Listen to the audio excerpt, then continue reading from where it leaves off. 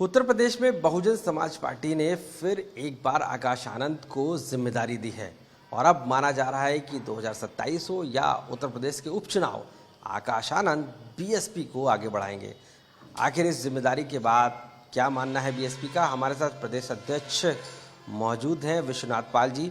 पाल जी, फिर हम देख रहे हैं कि आकाश आनंद को एक बड़ी जिम्मेदारी उत्तर प्रदेश की भी थी, नेशनल कोऑर्डिनेटर भी बना दिया गया। अब बीएसपी किस तरफ है और कैसे देखते हैं इसको? निश्चित है कि बहुजन समाज पार्टी की राष्ट्रीय अध्यक्ष माननीय बहन जी ने अभी ऑल इंडिया की बैठक लेने का काम किया था। उस बैठक में माननीय बहन जी ने जो बहुजन समाज के नेता हैं, नौजवानों के नेता हैं, सर्व समाज के नेता हैं, माननीय आकाश आनंद जी को माननीय बहन जी ने पुरानी जो जिम्मेदारी पहले दी गई थी, पूरी जिम्मेदारी पूरे देश में काम करने के लिए मौका बहन जी ने दिया है। इसके लिए मैं माननीय बहन जी को बहुत बहुत धन्यवाद देता हूँ, आभार प्रकट करता हूँ। माननीय आकाश आनंद जी को बहुत बहुत बधाई देता हूँ। लेकिन अभी मान के चले कि पहले कुछ दिन बताया कि आप परिपक्व हैं, यानी कि मैच्योरिटी नहीं है, और फिर तुरंत कुछ दिन बाद ही उनको जिम्मेदारी बढ़ी, तो फिर इतना कम दिनों में डिसीजन कैसे बदल गया? नहीं, क्या घर में बैठाने से परिपक्व बनाया जा सकता है? मैच्योरिटी उनकी घर में बैठने से थोड़ी ना आएगी। माननीय बहन जी हमारी नेता है, माननीय बहन जी ने उनको पूरे देश की जिम्मेदारी दी है। निश्चित है कि नीचे धीरे धीरे काम करते करते जो कमी रही होगी, जो बहन जी ने कहा था, उस कमी को माननीय बहन जी पूर्ण करेंगी और पूरे देश में वो काम करेंगे। उससे हमारे नौजवानों में एक बहुत उत्साह है, बहुजन समाज में उत्साह है, उससे बहुत बड़ा लाभ बहुजन समाज पार्टी को होगा।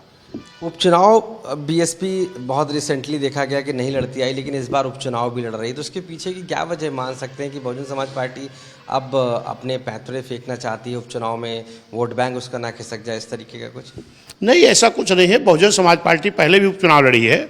अभी आजमगढ़ लोकसभा का उपचुनाव लड़ी थी, हैदरगढ़ राजनाथ सिंह मुख्यमंत्री नेता को उपचुनाव लड़ी थी, प्रतापगढ़ लड़ी थी, मासी लड़ी थी, आपके इधर कई सीटों पर लड़ती थी चुनाव। और आज फिर माननीय बहन जी ने निर्णय लिया है, क्योंकि बहन जी को, हमारे कार्यकर्ताओं ने, वर्करों ने, माननीय बहन जी को ये महसूस हुआ कि अगर हम चुनाव नहीं लड़ते हैं तो हमारा वोटर जो है वहाँ पर वो अपने आप को चिंतित होता है कि हम वोट कहाँ दें।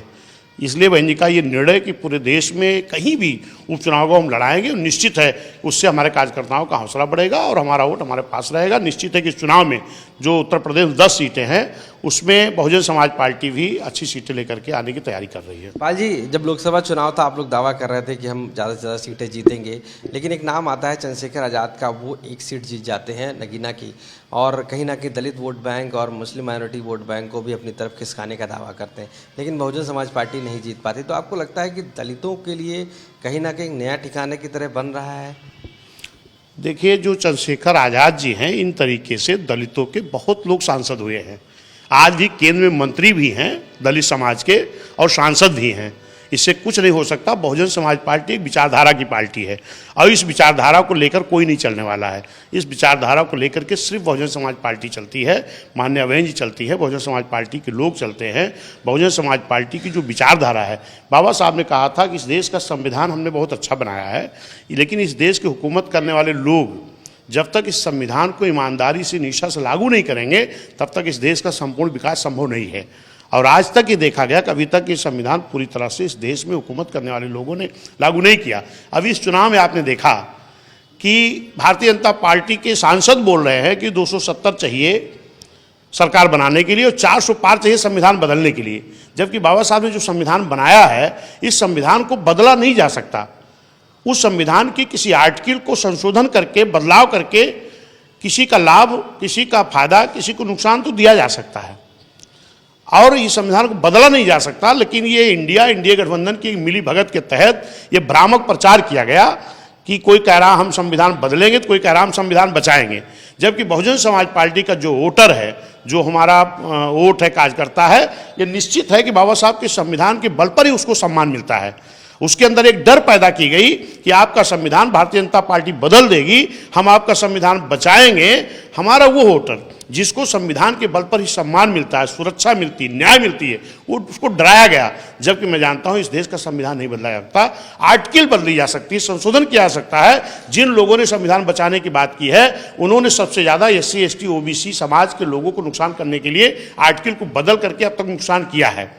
चाहे वो हमारा बैकलॉग की भर्ती हो, समाजवादी ने रोक लगाया तो संविधान का परिवर्तन किया, चाहे हमारे ठेकेदारी में आरक्षण बहन जी ने दिया था, उसको सपा ने रोक लगाया तो उसमें ने आर्टिकल का संशोधन किया, चाहे बहन जी ने जो अधिकारियों को प्रमोशन किया था, उसको भी समाजवादी ने रोक लगाया, तो उसके लिए भी उन्होंने संविधान को आर्टिकल को परिवर्तन किया है। भरी पार्लियामेंट के अंदर अगर समाजवादी पार्टी कांग्रेस की सरकार में अगर बिल को फड़वाने का काम करती है तो निश्चित है वो भी संविधान की धज्जियां उड़ाने का काम किया है। ऐसे लोग संविधान बचाने की बात कर रहे थे। लेकिन ये समीक्षा बैठक जब आपकी हुई तो आखिर क्या निष्कर्ष निकला कि बहुजन समाज पार्टी जो है वो नहीं ले पाई एक भी सीट, आखिर उसके पीछे क्या वजह निकली? देखिए, जिस तरीके से इंडिया गठबंधन बना करके एक भ्रामक प्रचार करके किसी ने कहा संविधान बदलेंगे, किसी ने कहा हम संविधान बचाएंगे, इसका हम लोग कहीं ना कहीं हमारे कार्यकर्ताओं में कुछ कमी रह गई कि जो हम अपने बूथ स्तर पर अपने लोगों को समझाने में नाकामयाब रहे।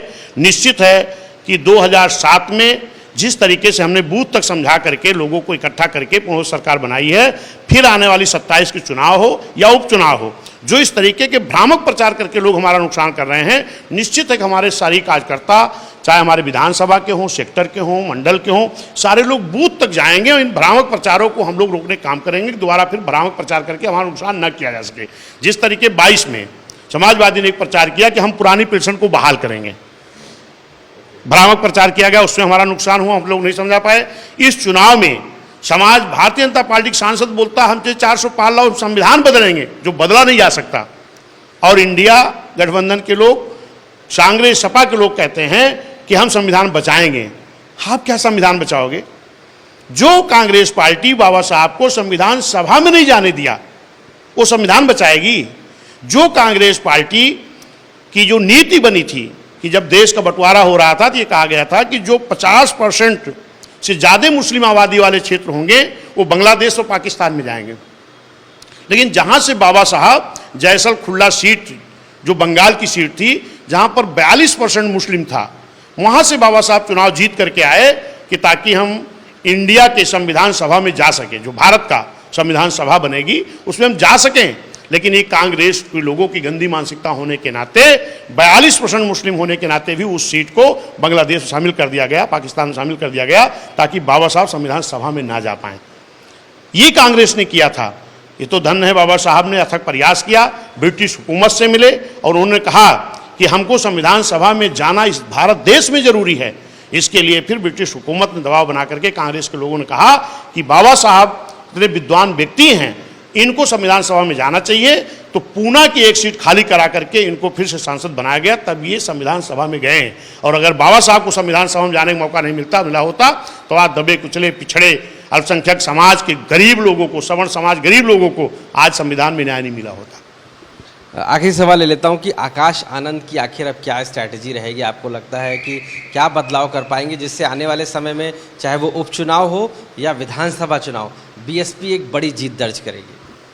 निश्चित है कि जिस तरह से नौजवान पूरी तरह भाई आकाश तरफ निगाह लगाया था, माननीय बहन जी ने उनको पूरे देश में काम करने का मौका दिया है, उससे हमारे नौजवानों को निश्चित है कि हौसला बढ़ा है। और जब नौजवान जिस तरफ चलता है निश्चित उसकी जीत होती है। पूरा बहुजन समाज में उत्साह है और हम लोग मजबूती से अपनी बात जो है गांव स्तर तक पहुंचाएंगे। हमारी कैडर बेस्ड पार्टी है, इसके बल पर हम लोग चुनाव जीतेंगे। और जो माननीय आकाश आनंद जी की रणनीति होगी, जो प्लानिंग होगी, क्योंकि अभी तो बहन जी ने कल ही जिम्मेदारी सौंपी है, जो उनकी रणनीति होगी, जो प्लानिंग होगी, उस प्लानिंग को जब आउट करेंगे हम लोग उस पर पूरी मजबूती से काम करेंगे। अभी तक जो माननीय बहन जी ने हम लोग कल निर्देश दिया है, क्योंकि अभी माननीय बहन जी हमारी राष्ट्रीय अध्यक्ष, हमारी नेता हैं, माननीय बहन जी की रणनीति के आधार पर ही माननीय आकाश आनंद जी भी काम करेंगे और हम सब लोग काम करेंगे। धन्यवाद हमको। तो विश्वनाथ पाल जी साफ तौर से मानना है कि आकाश आनंद के नेतृत्व में बहुजन समाज पार्टी अब आगे बढ़ेगी और युवाओं को जोड़ेगी और कहीं ना कहीं आने वाले उपचुनाव हैं या विधानसभा चुनाव, इन सभी पर बीएसपी एक बड़ी जीत दर्ज करेगी। लखनऊ से कैमरा पर्सन रोहित कांत मिश्रा के साथ आशीष श्रीवास्तव, आज तक।